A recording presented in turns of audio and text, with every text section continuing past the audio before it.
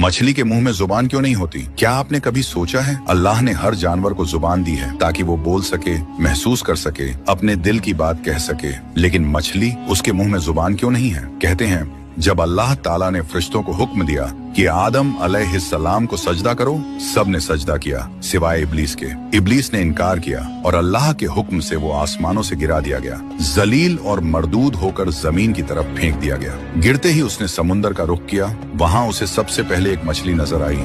इब्लीस ने उस मछली से कहा, मैं तुझे एक अजीब खबर देता हूँ, अल्लाह एक नई मखलूक पैदा करने वाला है जिसका नाम होगा आदम। वो जमीन पर रहेगा, राज करेगा और समंदर के जानवरों का भी शिकार करेगा। मछली ये सुनकर डर गई और भागती हुई ये खबर पूरे समुंदर में फैला दी। हर जिंदा मखलूक को जाकर बता दिया एक नई मखलूक आने वाली है। लेकिन ये वो राज था जो उसे नहीं बताना चाहिए था। ये अल्लाह का रहस्य था जो मछली ने जाहिर कर दिया। तब अल्लाह ताला ने फरमाया, तूने वो कहा जो तुझे नहीं कहना चाहिए था, इसलिए तुझे जुबान के शरफ से महरूम कर दिया जाएगा। और उसी वक्त से मछली के मुंह में जुबान नहीं रही, वो बोल नहीं सकती, लेकिन पानी के अंदर तैरती हर मछली आज भी उस रहस्य की गवाही देती है।